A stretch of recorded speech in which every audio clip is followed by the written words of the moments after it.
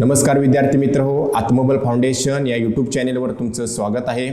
आपण SSC GDचं practice set बघणार आहोत. SSC GDचे मागील वर्षाचे काही प्रश्न गणिताचे मॅथमॅटिक्सचे बघणार आहोत. बघा, तुमचा SSC GDचा अभ्यास हा झालेलाच असेल. तुम्ही पहिल्यांदा ही प्रश्न सोडवण्याचा प्रयत्न करा. जर सुटत नसेल तर त्याचं सोल्युशन मी दिलेलं आहेच. तर आपण जास्त वेळ न घालवता आपण आपल्या प्रश्नांना चालू करूया. तर प्रश्न क्रमांक पहिला बघा. प्रश्न व्यवस्थितरित्या वाचायचा आणि त्यानंतर काय बघा सोडवायचं. 12 वर्षापूर्वी काय म्हटले, 12 वर्षापूर्वी अनिल आणि बिशू यांच्या वयाचं गुणोत्तर 5:12 होते. आतापासून 8 वर्षानंतर त्यांच्या वयाचं गुणोत्तर 10:17 होईल. 8 वर्षानंतर आतापासून म्हटले. अनिल आणि बिशू यांच्या सध्याच्या वयाचे गुणोत्तर किती आहे असं विचारलेलं आहे. बघा, हा प्रश्न सोप्या पद्धतीने सोडवायचा. कसा तो बघा. इथं मी अनिल घेतो आणि इथं मी काय घेतो, बिशू घेतो. अनिल आणि बिशू यांच्या 12 वर्षापूर्वी वयाचं गुणोत्तर दिले. किती दिले ते 5:12. ते मी इथं लिहितो 5:12. लक्षात घ्या, हे 5:12 गुणोत्तर आहे ते 12 वर्षापूर्वीच आहे. त्यानंतर काय बघा, आतापासून 8 वर्षानंतर त्यांच्या वयाचं गुणोत्तर 10:17 होईल. म्हणजे जर आता काहीतरी त्यांचं वय असेल आणि त्यानंतर 8 वर्षानंतर त्यांच्या वयाचं गुणोत्तर 10:17 होईल असं म्हटलेलं आहे. आता सोडवायचं कसं बघा. इथं एका घटकाची किंमत काढायची, एका घटकाची किंवा एका युनिटची किंमत काढायची. हे एक घटक, एक युनिट कुठं उपयोगी पडते ते मी तुम्हाला पुढे सांगतो. एक घटक बरोबर बघा, अंशाला काय घ्यायचं आणि छेदाला काय घ्यायचं ते सांगतो. अंशाला काय घ्यायचं, ह्यांच्यामध्ये एकूण किती अंतर आहे. म्हणजे बघा, अनिल आणि बिशू यांची वर्तमान काहीतरी वय असतील. वर्तमान म्हणजे सध्या काही ना काहीतरी त्यांची वय असणार. आणि एक कंडिशन काय दिलेली आहे, पहिली कंडिशन 12 वर्षापूर्वी, म्हणजे इथून ते इकडं मागं 12 वर्षापूर्वी त्यांच्या वयाचं गुणोत्तर 5:12 होतं 12 वर्षापूर्वी. आणि एक कंडिशन दुसरी काय दिली, 8 वर्षानंतर, म्हणजे ते पुढं असणार 8 वर्ष. 8 वर्षानंतर त्यांच्या वयाचं गुणोत्तर 10:17 होईल. बरोबर, अशा 2 कंडिशन दिल्यात. मग ह्याच्यामध्ये टोटल किती वर्ष आहेत, एकूण किती वर्षे बाबा यात टोटल आहेत, तर तुम्ही काय म्हणणार 12 + 8 म्हणजे टोटल 20 वर्ष. ही टोटल 20 वर्ष हेच तुम्हाला काढायला जमलं पाहिजे. म्हणजे 12 वर्ष अगोदरची आणि 8 वर्ष पुढची, या दोघांच्या मध्ये एकूण अंतर किती आहे. अंतर म्हणजे दोघांची वजाबाकी करायची नाही, 12तनं 8 घालवायचं नाही. अंतर म्हणजे ह्यांच्यामध्ये एकूण किती बाबा वर्ष आहेत, एकूण किती वर्ष, तर एकूण 12 + 8 20 वर्ष आहेत. एवढं लक्षात ठेवा.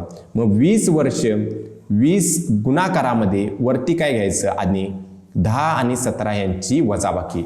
जे तुम्हाला 2 नंबरचं जे गुणोत्तर दिले ना 8 वर्षानंतर जे गुणोत्तर 10:17 होईल, ह्यांची काय घ्यायची, वजाबाकी घ्यायची. म्हणजे 17 - 10 घ्यायचं. खाली आता काय घ्यायचं बघा, ह्यांचा तिरकस गुणाकार, ह्याचा आणि ह्याचा तिरकस गुणाकार घ्यायचा. कुणाचा, 5 आणि 17चा, म्हणजे 17 गुणाकारामध्ये 5 वजा घ्यायचं मध्ये, आणि 12 आणि 10चा गुणाकार, 12 × 10. त्यानंतर पुढं काय येणार, 20 गुणाकारामध्ये 17 - 10 7 येणार. 17×5 = 85, पाडं 20 पर्यंत तरी पाठ करा. वजा 12 × 10 किती येणार, 120 येणार. त्यानंतर पुढं 17 7 × 2 = 14 140, आणि 85 - 120, 120 मधनं 85 घालवा. 120 मधनं 85 घालूनंतर बघा ते वरचं 20 आणि ते 15 म्हणजे 35 राहते. वजा चिन्ह काय बघा विचारात घेऊ नका.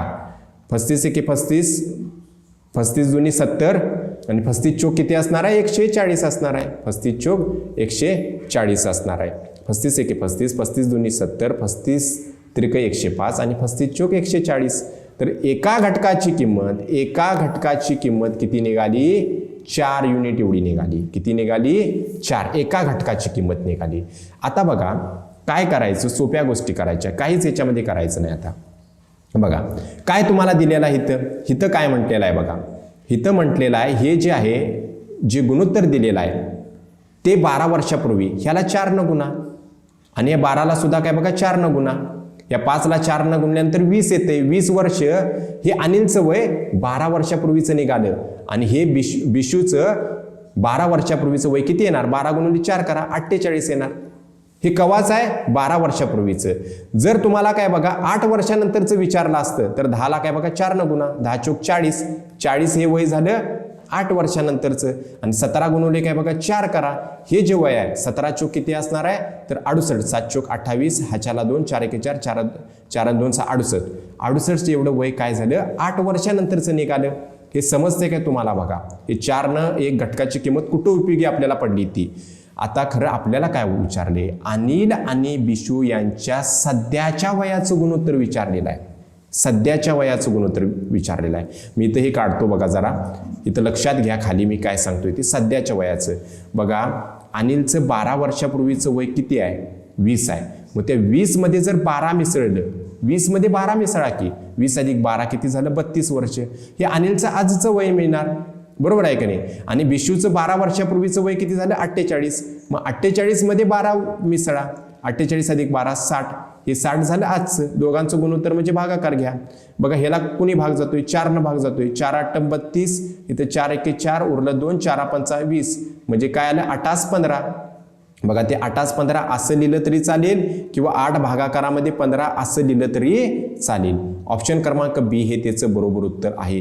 प्रश्न इम्पॉर्टंट आहे, IMP प्रश्न आहे, सोपा प्रश्न आहे. तुम्ही काय बघा ह्याच्यामध्ये अवघड असं काहीच नाही. तुम्हाला जर व्यवस्थितरित्या कळालं तर काय बघा हे लगेच सुटून जाईल. तुम्हाला मी हळू सांगितलेलं आहे त्यामुळे तुम्हाला वाटेल की जास्त वेळ लागलेला आहे. जास्त वेळ काही लागत नाही, समजावून घ्या. जर तुम्हाला प्रश्न समजला ना तर तुम्ही काय बघा पेन आणि पेपर सुद्धा हात लावायची तुम्हाला गरज नाही भासणार आहे, एवढं लक्षात ठेवा.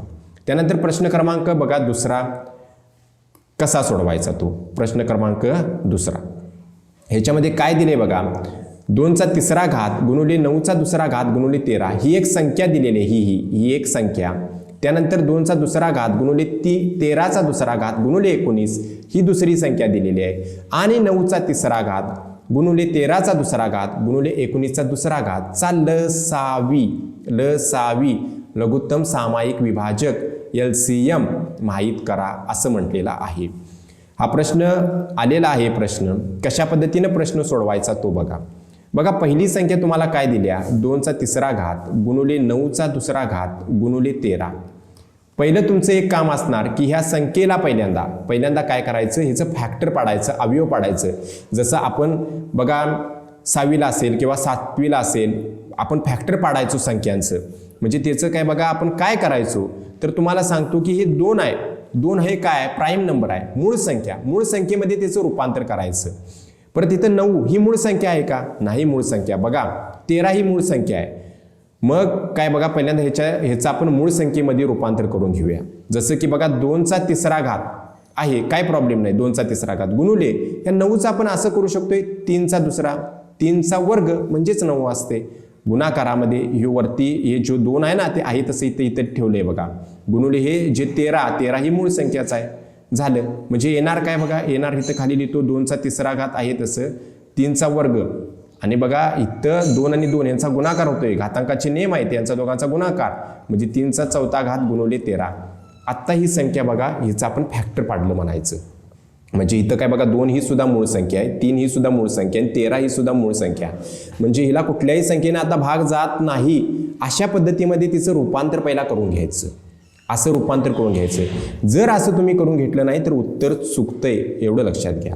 त्यानंतर दुसरी संख्या काय दिलेली आहे तर दुसरी संख्या 2चा दुसरा घात गुणुले 13चा दुसरा घात आणि 19. इथं बघायला गेलं तर इथं हे जे 2 आहे, इथं जे 2 आहे हे सुद्धा काय बघा मूळ संख्या आहे, 13 सुद्धा मूळ संख्या आहे. घातांक किती पण असू दे आणि काय बघा त्याचा काय विचार जादा करू नका. परंतु मी तुम्हाला सांगितले जो पाया आहे म्हणजे हे 2 हे 13 आणि हे 19 या मूळ संख्या असल्या पाहिजेत. इथं आहेत म्हणजे ह्याचं फॅक्टर किंवा अवयव व्यवस्थित पाडलेला आहे. म्हणजे ही संख्या काय बघा हीच घ्यायची, ठीक आहे. आणि तिसरी संख्या काय दिलेली आहे 9चा काय बघा तिसरा घात गुणुले 13चा दुसरा घात गुणुले 19चा दुसरा घात घेतला आहे. म्हणजे ती संख्या आता परत 9ला आपण 3चा वर्ग लिहू शकतोय, 3चा वर्ग. आणि त्यानंतर वरती आणि 3 आहे बघा, वरती घातांक 3 आहे. गुणाकारामध्ये 13चा दुसरा घात, 13चा काय बघा 13चा दुसरा घात आणि 19चा दुसरा घात येणार. म्हणजे ही संख्या काय येणार 3चा 6वा घात गुणुले 13चा दुसरा घात गुणुले 19चा दुसरा घात येणार. एवढं पहिल्यांदा रूपांतर करून घ्यायचं. एवढं तुम्हाला समजलं. हे समजल्यानंतर पुढं काय करायचं ते बघा. आता मी इथं जरा थांबा. इथं तुम्हाला सांगतो बघा, आता हे जरा काढतो मी, इथं जागा कमी आहे, म्हणजेच काय बघा 2चा तिसरा घात गुणुले 3चा चौथा घात गुणुले 13 ही आपली पहिली संख्या झाली.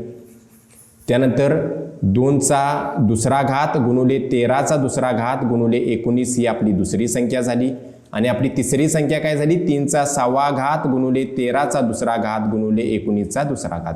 ह्या आपल्या एकूण किती संख्या झाल्या, ह्या 3 संख्या. ठीक आहे. आता ह्यांचा आपल्याला लसावी काढायचा आहे, लघुत्तम सामायिक विभाजक काढायचं आहे. काय करायचं, 2 पहिल्यांदा काय बघा, 2 ही संख्या घ्या. 2ची सगळ्यात जास्त पॉवर कुठं आहे, कुठल्या बाबा संख्येत आहे, तर ह्या संख्येत आहे बघा. ही 2ची तिसरा घात तो घ्या, 2चा तिसरा घात गुणाकार. 3ची सगळ्यात पॉवर कुठं आहे, 3चा इथं चौथा घात आहे आणि 3चा इथं 6वा, सगळ्यात जास्त 3चा 6वा तो घ्या. त्यानंतर 4 इथंच नाही, इथं काय बघा 13 आहे. त्यानंतर 13ची सगळ्यात जास्त पॉवर 13चा दुसरा घात, इथं 13चा दुसरा घातच घ्या. ओके. आणि 13चा इथं तर पहिला घात आहे. 19 बघा, त्यानंतर 19 एक संख्या, 19चा इथं दुसरा घात, सगळ्यात जास्त 19चा दुसरा घात. हे त्याचं उत्तर, हे त्याचं उत्तर. म्हणजे ऑप्शन क्रमांक सी हे त्याचं बरोबर उत्तर आहे. लसावी कसा काढायचा समजलं, हे समजून घ्या तुम्ही.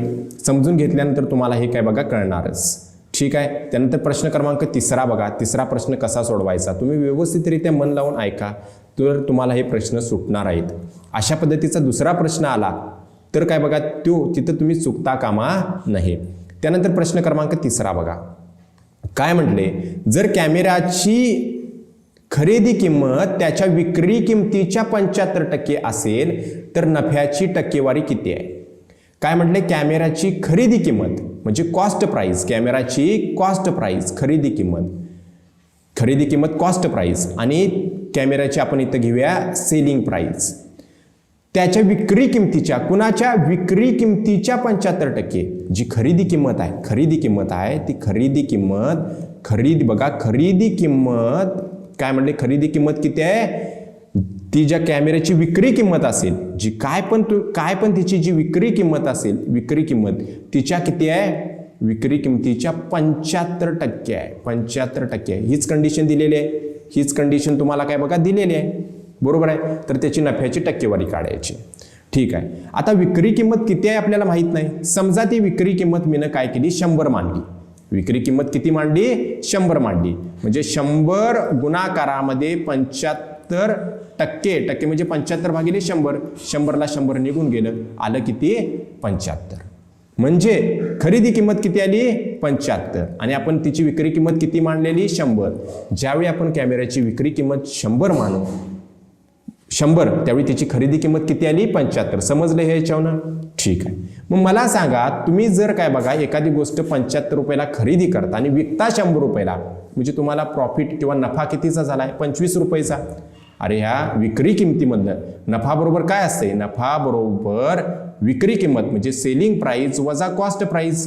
समजा तुम्ही विकले कितीला 100 रुपयाला आणि खरेदी केले 75 रुपयाला, म्हणजे 25 रुपयाचा, म्हणजे 25 रुपयाचा तुम्हाला काय झालाय नफा झालेला आहे. आणि त्या नफ्याची तुम्हाला काय काढायची आहे, टक्केवारी काढायची आहे. म्हणजे बघा काय करायचं, नफा टक्केवारी काढत असताना नफ्याची काय बघा, तुम्हाला नफ्याची इथं मी लिहितो नफा टक्केवारी जर काढायची असेल तर तुम्हाला किती रुपयाचं प्रॉफिट झाले 25 रुपयाचं. आणि ते कशावरती होते, नेहमी छेदाला कॉस्ट प्राइस घ्यायची, नेहमी छेदाला खरेदी किंमत घ्यायची. 75 रुपयेवरती तुम्हाला 25 रुपयाचा फायदा झालाय, तुम्हाला टक्केवारीमध्ये काढायचा आहे म्हणून इथं गुणवले मी 100 घेतो.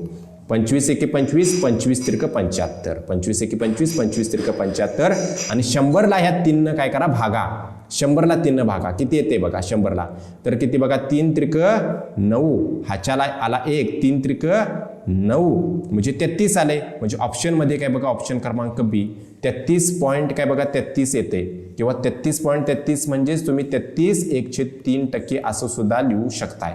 ठीक आहे. त्यामुळे ऑप्शन क्रमांक बी हे त्याचं बरोबर उत्तर आहे, एवढं लक्षात ठेवा.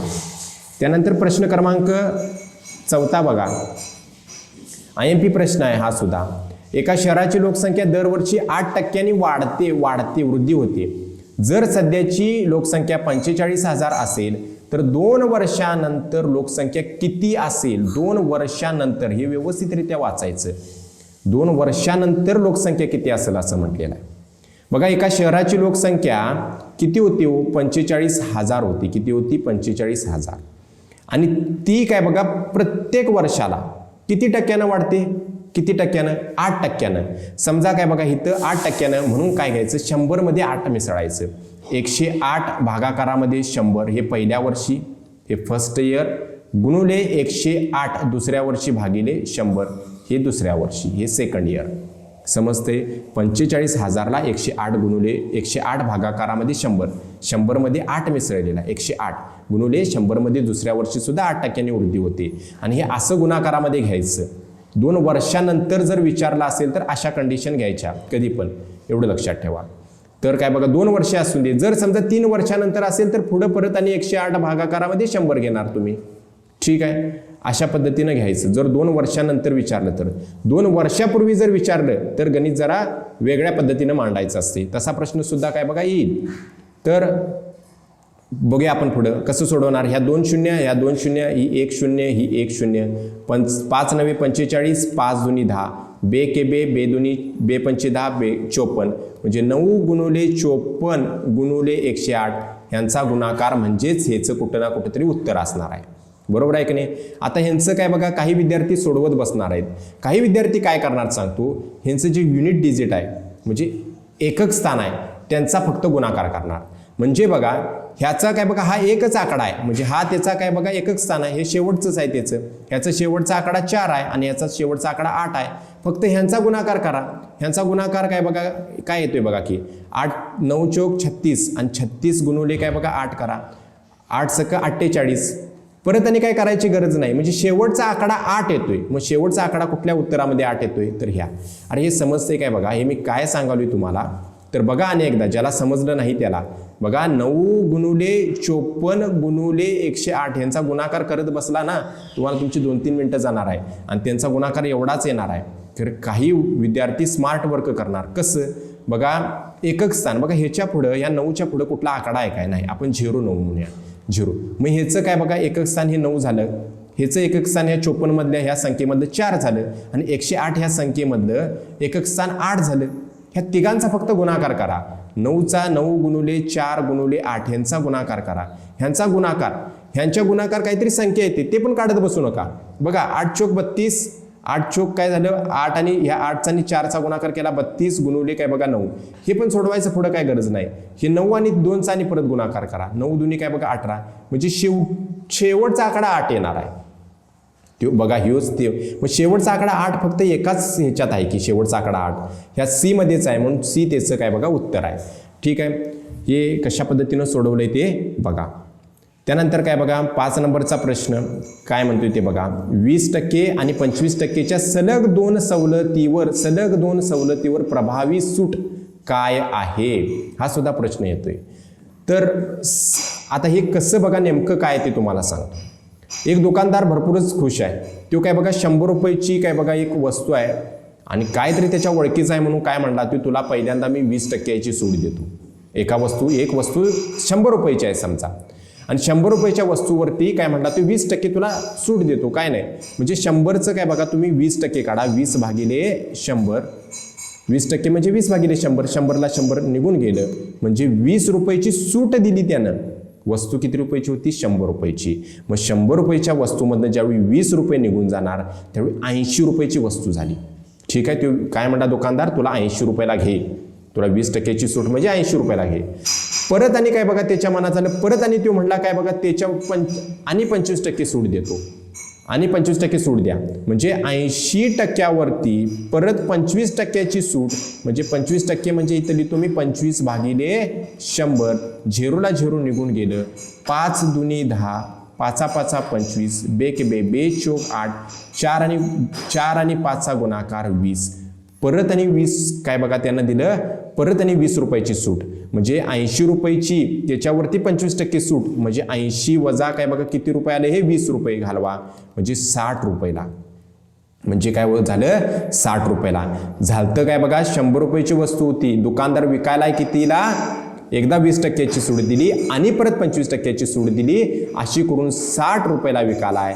तर 100 वजा 60 करा. ह्याच्यामध्ये तुम्हाला जे 40 आले ना ते 40 म्हणजे 40% ती झाली तुमचं काय बघा तेवढ्याची त्यानं काय दिलेली आहे सूट दिलेली आहे, तेवढ्याची त्यानं काय दिलेली आहे सूट. हे 100 वजा 60 40 हे 40% काय दिलेले सूट. बघा हे आता कशा पद्धतीनं अनेक तुम्हाला सूत्रानुसार जर सोडवायचं जर असलं तर कसं सोडवायचं तर चुकाय बघा ए प्लस बी वजा घ्यायचं ए गुणाकारामध्ये बी भागाकारामध्ये 100 घ्यायचं. ए म्हणजे पहिली सूट किती आहे 20%ची अधिक बी म्हणजे दुसरी सूट ही 25%ची वजा ए काय बघा 20 आहे बी किती आहे 25 आहे भागाकारामध्ये 100 वापरायचं. 20 अधिक 25 किती झालं 45 वजा 20 गुणुले 25 किंवा 25 एके 25 25 चौक 100 4 एके 4 4 पंचा 20 आलं 5 आणि 45 वजा 5 आलं किती 40. ठीक आहे 40. इथं कसं केलं समजलं तुम्हाला. इथं सोपं आहे ह्याच्यात काय अवघड नाही आहे. हे सोडवायला हे फक्त मी हे घालवलेलं आहे 25 काय बघा ह्या 25 100ला भाग जातोय तो घालवला आहे 25 या 100ला भाग जातोय 25 एके 25 25 चौक 100 परत या 4 4 एके 4 4 या 20ला भाग जातोय 4 पंचा 20. ठीक आहे 5 आलं 45 आणि ह्या दोघांची बेरीज 45 मधनं 5 गेलं 40 आलं. ठीक आहे म्हणजे 40% आहे की नाही ऑप्शन क्रमांक बी हे उत्तर आहे. समजलं. आणि कशा पद्धतीनं सोडवायचं. काही विद्यार्थी काय बघा एवढा अभ्यास आता झालेला असतोय की ते काय बघा एका म्हणजे ह्याच्यामध्ये काय बघा पेन आणि पेपर नाही डायरेक्ट त्याचं उत्तर काय बघा त्या ह्याच्यावरती टिक करतात फक्त.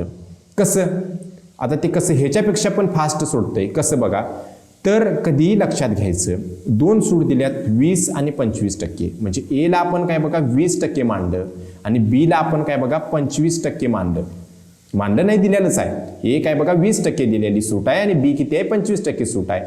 जे त्यांची प्रभावी सूट येणार ती त्यांच्या बेरजेपेक्षा कमी येणार. ती त्यांच्या प्रभावी जी सूट असते त्यांच्या बेरजेपेक्षा नेहमी कमी येते. मग किती बघा 20 आणि 25 झालं 45%. एक्झॅक्ट 45% येत नाही त्याच्यापेक्षा कमी येते. मग ऑप्शन क्रमांक 1 45% मी म्हणतो येत नाही त्याच्यापेक्षा कमी. ऑप्शन क्रमांक 40 एकच ऑप्शन आहे ह्यो बघा त्याच्यापेक्षा जास्त आहे ह्यो त्याच्यापेक्षा जास्त आहे. त्यामुळे ऑप्शन क्रमांक बी हे त्याचं बरोबर उत्तर आहे. 3 पद्धतीनं कसं सोडवायचं ते सुद्धा सांगितलेलं आहे. नेमकं होतंय काय ते सुद्धा ह्या गणितामध्ये मी तुम्हाला सांगितलेलं आहे. त्यानंतर प्रश्न क्रमांक काय बघा 6वा कसा सोडवायचा बघा. हा महत्त्वाचा प्रश्न आहे आणि सोपा प्रश्न आहे. जर एका कंपनीतील 40 कामगार किती कामगार 40 कामगार 4 दिवसात किती दिवसात 4 दिवसात 50 पिशव्या बनवू शकतात तर 24 कामगार 8 दिवसात किती पिशवी तयार करतील. तर याच्यामध्ये फॉर्म्युला MDH मसाले M1D1H1 भागाकारामध्ये काय बघा वर्क म्हणजे काम किती काम झाले. दुसऱ्या कंडिशनमध्ये M2D2H2 त्यानंतर काय बघा याच्यामध्ये वर्क 2 काम किती झाले. वर्क म्हणजे काम तर M म्हणजे काय बघा माणसं. तर पहिल्या कंडिशनमध्ये किती माणसं आहेत एका कंपनीतील 40 कामगार आहेत आणि किती दिवस लागतात 4 दिवस. डी म्हणजे दिवस. एकूण किती तास काय बघा ह्याच्यामध्ये दिलं नाही म्हणून इथनं पण तास काढून टाका इथनं पण तास काढून टाका. असं या फॉर्म्युल्यामधलं आपण काढू टाकू शकतोय. ज्या गोष्टी दिलेल्या नाहीत त्या काढून टाकायच्या. ठीक आहे इकडनं पण तास काढलेत आणि तिकडनं पण तास काढले असं. नाहीतर एकीकडनं तास काढलंय आणि दुसरीकडनं काढाय नाही असं करायचं नाही. ओके तर बघा 40 आणि त्यानंतर किती 50 पिशव्या म्हणजे किती काम करतात 50 पिशव्या तयार करतात. हे 50 खाली येणार बरोबर आहे. M 24 कामगार आता दुसऱ्या कंडिशनमध्ये 24 कामगार आहेत 8 दिवसात किती वर्क करतील किंवा किती पिशव्या तयार करतील हे आपल्याला काढायचं आहे. आता बघा हे सोप्या पद्धतीने आपण काढू शकतोय. कसं जास्त वेळ घालवायचा नाही किंवा बघा मी तुम्हाला सांगतो हे जे वर्क आहे का नाही मी त्या बाजूला घेतो किंवा आहे तिथे ठेवतो. आपण काय करूया तर हे वर्क काय करतो बघा मी तुम्हाला सांगायचा मुद्दा काय आहे की कशा पद्धतीनं तुम्हाला समजेल. हे सोप्या पद्धतीनं सुटून जाते की हिकडं बघा असं कॅल्क्युलेशन करू शकताय तुम्ही. 4 म्हणजे इथं 4 होतं ना बघा असं कॅल्क्युलेशन करू शकताय. 4 एके 4 4 दुनी 8 असं करू शकताय. बे के बे इथं 20 येते परत इथं काय बघा इथं येणार 20 परत इथं 10 येणार परत इथं 12 येणार. त्यानंतर 10 एके 10 10 5 50 5 आणि 12 यांचा गुणाकार 60 12 25 60 म्हणजे त्याचं उत्तर ऑप्शन क्रमांक ए. म्हणजे हितल्या इथं सुद्धा काय बघा त्याचं कॅल्क्युलेशन होते. कारण हितल्या इथं ज्या विद्यार्थ्याला कॅल्क्युलेशन जमत नाही त्याच्यासाठी मी काय बघा पुढचं सांगतोय. ओके त्याच्यासाठी मी पुढच्या गोष्टी तर ठीक आहे म्हणून तुम्हाला इथं हे किती बाबा 40 कामगार गुणुले 4 दिवसामध्ये किती 50 पिशव्या तयार करतात, तर काय बघा 24 कामगार 8 दिवसामध्ये किती बाबा वर्क करतात. तर कशा पद्धतीने ज्या विद्यार्थ्याला सुटते ते करा. आपण हे जे वर्क आहे ते ह्या बाजूला टाकूया, म्हणजे इकडे भागाकारात आहे ते वर्क गुणाकारात होईल आणि हे जे काय बघा वरती आहे ते खाली जाणार, म्हणजे 24 गुणुले 8ला ते खालच्या बाजूला येणार. कुठलं 40 गुणुले 4 आणि 50 इकडे भागाकारात हे इकडे वरती जाणार, इकडे 50 येणार, असं येणार हे. ठीक आहे. मग आता काय बघा 4 एके 4, 4 दुनी 8, त्यानंतर बे के बे इथं काय बघा 2 इथं 20 येणार, या झिरोला हे झिरो निघून जाणार. बे के बे इथं 12 येणार आणि 12 गुणुले 5, 12 आणि 5 12 5 60, म्हणजे उत्तर किती येणार 60. तर ते 60 पिशव्या तयार करणार. ऑप्शन क्रमांक ए हे त्याचं बरोबर उत्तर आहे. बघा कॅल्क्युलेशन तुम्हाला फास्ट जमली पाहिजेत. कॅल्क्युलेशन जर जमत नसतील तर चालणार नाही, त्यामुळे कॅल्क्युलेशन फास्ट करा. ठीक आहे. त्यानंतर प्रश्न क्रमांक 7 बघा. 7वा प्रश्न कसा सोडवायचा तो, तर 110 मीटर आणि 390 मीटर लांबीच्या 2 गाड्या एकाच दिशेनं, दिशा महत्वाची आहे, एकाच दिशेनं अनुक्रमे या शब्दाचा अर्थ काय बघा क्रमानं घ्यायचं. म्हणजे 110 मीटर ही ट्रेन आहे, आता तिचं बघा स्पीड पुढे दिलेला असेल ताशी 120 किलोमीटर, म्हणजे जे तासाला 120 किलोमीटर ती ट्रेन जाते ही तिचा वेग दिलेला आहे, स्पीड दिलेला आहे. अनुक्रमे या शब्दाचा अर्थ काय, पहिली ट्रेन कुठली दिल्या 110 मीटरची, तर तिचं ते पहिलं स्पीड पकडायचं 120 किलोमीटर आणि ताशी 130 किलोमीटर हे दुसऱ्या ट्रेनचं पकडायचं, जी की 390 मीटरची ट्रेन आहे. वेगाने पुढे जात आहेत.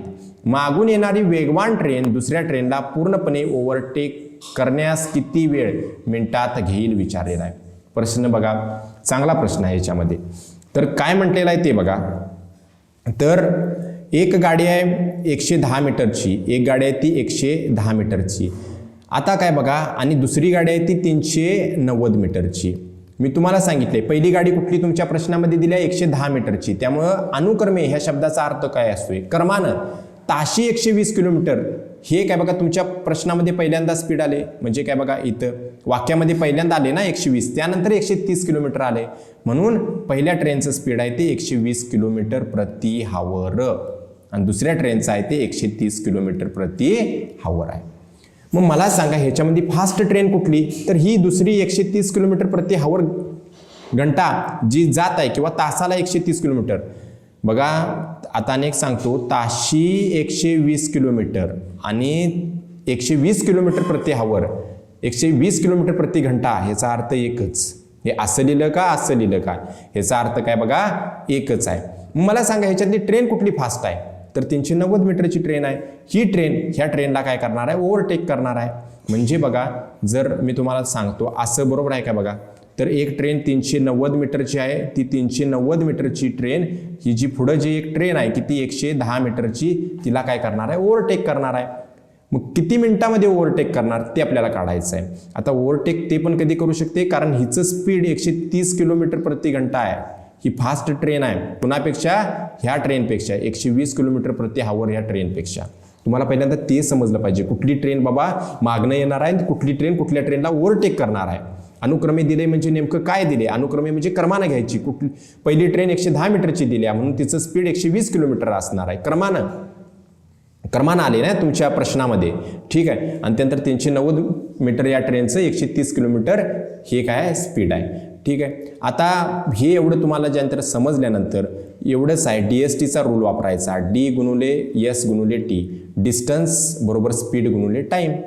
अंतर ट्रेन कुठल्याही दिशेनं जाऊन द्यात, एकाच दिशेनं जाऊन द्यात, विरुद्ध दिशेनं जाऊन द्यात, त्यांची जी लांबी दिलेली असते त्यांची बेरीजच करायची. म्हणजे जे डिस्टन्स अंतर 390 मीटर आणि 110 मीटर यांची काय करायची नेहमी एकाच दिशेनं जाऊन द्यात किंवा विरुद्ध दिशेनं जाऊन द्यात, बेरीजच करायची दोन्ही ट्रेनची. बरोबर. स्पीड बघा ज्यावेळी ट्रेन एकाच दिशेनं जाते, मी इथं म्हणून तुम्हाला काय बघा मार्क केलं, ज्यावेळी ट्रेन एकाच दिशेनं जाते त्यावेळी त्यांची सापेक्ष गती, त्यांचं रिलेटिव्ह स्पीड जे असते त्यांची वजाबाकी होते. त्यांची काय होते वजाबाकी होते. म्हणजेच 130 किलोमीटर एका ट्रेनचं स्पीड आणि एका ट्रेनचं स्पीड 120 ह्यांची काय घेतली मी ना वजाबाकी. स्पीडच्या जागी काय घेतलं कळालं काय, 130 मधनं 120 वजा केलं, कारण दोन्ही ट्रेन एकाच दिशेनं निघाल्यात म्हणून. आणि आपल्याला काढायचं आहे टाईम. ठीक आहे. आपल्याला काय काढायचं आहे टाईम. खरं इथं बघाय गेल्यानंतर इथं बघा आता पुढं गोष्ट मी पुढे जरा सोडवतो. 500 यांची दोघांची बेरीज 500 आली, 130 मधनं 120 गेलं की 10 आलं, गुणवले काय बघा टाईम. तर हे 500 कशामध्ये दिले हो, तर हे 500 तुम्ही म्हणणार मीटरमध्ये, आणि हे 10 जे आले ते किलोमीटर प्रति हावरमध्ये आलेलं आहे ना. 10 जे आलेलं आहे बघा की, जे काय बघा ताशी 120 किलोमीटर म्हणजे 120 किलोमीटर प्रति हावरमध्ये दिले, आणि जे तुम्हाला डिस्टन्स आहे ते मीटरमध्ये आहे. मग ह्याचं सुद्धा आपण काय बघा मीटर प्रति सेकंदमध्ये करूया. म्हणजेच काय बघा 10 गुणाकारामध्ये 5/18 करायचं, हे स्टँडर्ड आहे. 5/18 कुठनं आलं तुम्ही काय विचार करू नका. ज्यावेळी काय बघा किलोमीटर प्रति हावरचं, ज्यावेळी किलोमीटर प्रति हावरचं मीटर प्रति सेकंदमध्ये रूपांतर करायचं असेल तर जे पण काय असेल त्याला 5×18 गुणायचं, त्यावेळी त्याचं रूपांतर मीटर प्रति सेकंदमध्ये होतंय. हे लक्षात घ्या, हे लक्षात घ्या. मग ह्याला 10ला आपण 10 हे किलोमीटर प्रति हावरमध्ये आहे, ताशी 120 किलोमीटर आहे. ठीक आहे, सॉरी तासाला ते काय बघा दिलेलं आहे किलोमीटर प्रति हावरमध्ये आहे. त्याचं रूपांतर जर मीटर प्रति सेकंदमध्ये करायचं असेल तर 5×18 करायचं, गुणवले काय बघा टाईम. झालं, एवढंच आपल्याला सोडवायचं होतं. आता बघा कॅल्क्युलेशन मी डायरेक्ट करतो इथं, ही कॅल्क्युलेशन तुम्हाला समजली पाहिजे. टाईम काय बघा आपण आहे तिथं ठेवूया ह्या बाजूला, आणि हे सगळं 500×18 होणार, आणि भागाकारामध्ये 10×5 होणार. 5 इथं काय बघा इथे 100 येणार, इथे 0ला 0 निघून घेणार, 18×10 किती आलं 180, म्हणजे 180 सेकंद एवढा टाईम आला. 180 सेकंद म्हणजे किती मिनटं, 180 सेकंद म्हणजे किती मिनटं, तर 180ला 60 भागा, 0ला 0 निघून गेले, 6 1 6 6 3 18 3 मिनटं. किंवा आपण असं काढू शकतोय 60 सेकंदाचा 1 मिनिट असतोय, 120 सेकंदाचं 2 मिनटं झालीत, 180 सेकंद म्हणजे 3 मिनटं. ज्यावेळी तुम्हाला सेकंदाचं मिनिटामध्ये रूपांतर करायचं असेल त्यावेळी 60 भागायचं. ठीक आहे, हा प्रश्न काय बघा महत्त्वाचा प्रश्न होता, IMP प्रश्न होता, सोपा प्रश्न आहे, तर समजून घ्या. आणि त्यानंतर प्रश्न क्रमांक काय बघा 8वा. एक पोलीस त्याच्या पुढे 150 मीटर अंतरावर असलेल्या चोराचा पाठलाग करतोय. म्हणजे एक पोलीस आहे, तो काय बघा आपले पोलीस भाईसाहेब, हे पोलीस आहेत, हे पोलीस आहेत, आणि त्यांच्या पुढं काय बघा 150 मीटरवरती एक चोर आहे, आणि तो पळत आहे. इथं काय बघा चोर पळत आहे, आणि हे काय बघा 150 मीटर एवढी त्यांच्यातलं काय अंतर आहे. आता पोलीस चोराला पकडणार एकतर आहेच. पोलीस ज्यावेळी चोराला पकडतो ह्याचा अर्थ काय, पोलिसाचं स्पीड त्या चोरापेक्षा जास्त असणार आहे. असं नाही की चोर फास्ट पळाला आहे पोलिसापेक्षा, त्यावेळी तो चोर पोलिसाला गावणार नाही. बघा एक पोलीस त्याच्या पुढे 150 मीटर अंतरावर असलेल्या चोराचा पाठलाग करतो, आणि ते अनुक्रमे मी तेच सांगतोय, अनुक्रमे क्रमानुसार 6 किलोमीटर प्रति आवर. हे कोणाचं स्पीड असणार आहे तुमच्या प्रश्नामध्ये, कोण पहिल्यांदा दिले, चोर पहिला दिलाय का पोलीस दिलाय बघा, एक म्हणजे पोलीस पहिल्यांदा आहे, म्हणून हे जे आहे काय बघा जे स्पीड आहे ते कोणाचं आहे, पोलिसाचं आहे. ठीक आहे, क्रमानुसार बघा हे 6 किलोमीटर प्रति आवर हे पोलीस एवढ्या स्पीडनं पळालाय, आणि 5 किलोमीटर प्रति आवर एवढ्या वेगानं कोण पळत आहे, चोर पळत आहे. चोराचं स्पीड साहजिकच कमी आहे, म्हणजेच काय बघा पोलिसाला चोर गावणार आहे. त्यामुळे आपण प्रश्न पुढे सोडूया. तर चोराला पकडण्यासाठी पोलिसाला एकूण किती अंतर कापावे लागले, तर पहिला तर 150 मीटर पुढं तर आहेच, मग चोर काय तिथंच थांबणार नाही, चोर पुढे पळत जाणार आहे. मग असं किती अंतर काय बघा, एकूण किती अंतर पोलिसाला कापावं लागलेलं आहे ते आपल्याला काढायचं आहे. बघा ह्याच्यामध्ये दोघं सुद्धा एकाच दिशेनं पळत आहे, पोलीस सुद्धा एका दिशेला पळत आहे, आणि चोर सुद्धा एका दिशेला पळत आहे. त्यामुळे त्यांची जी सापेक्ष गती रिलेटिव्ह स्पीड ह्यांची काय होणार, एकाच दिशेनं असेल तर वजाबाकी होणार. पहिली गोष्ट तर काय लक्षात ठेवा, सापेक्ष गतीची वजाबाकी होणार. तोच रूल लावायचा आहे DSTचा, DES×T. डिस्टन्स तुम्हाला दिले दोघांच्या मधलं, म्हणजे 150 मीटर एवढं अंतर दिलेलं आहे. स्पीड जी सापेक्ष गती आहे त्यांची ती 6 - 5 येणार, गुणुले इथं टाईम पहिल्यांदा काढून घ्यायचा, या गोष्टीमध्ये पहिल्यांदा टाईम काढून घ्यायचा. मग काय बघा इथं परत आता तुम्हाला सांगतो, हे इकडे मी इथं खाली लिहितो तुम्हाला दिसण्यासाठी. 150 हे मीटरमध्ये दिलेलं आहे, 6 - 5 हे 1 किलोमीटर प्रति हावरमध्ये आलं ना. 6 - 5 किती आलं, 1 किलोमीटर प्रति हावरमध्ये आलं. ह्याचं जर मीटर प्रति सेकंदमध्ये करायचं असेल तर ह्या 1ला आपण 5×18 भागूया. 1ला 5/18 काय करूया, गुणूया ना, आणि गुणुले काय बघा टाईम, म्हणजेच काय बघा 5 × 5 इथं किती बघा 30 आलं, आणि 18 × 54 टाईम आला 540 सेकंद. म्हणजे त्या पोलिसाला जर पकडायसाठी किती वेळ लागला असं विचारलं असतं तर ते 540 सेकंद तुम्ही देणार आहे. ठीक आहे. आता सिम्पली काय बघा सोडवायचं परत आणि हे फॉर्म्युला वापरायचा. इथं लिहितो बघा, distance is equal to speed गुणुले काय बघा टाईम.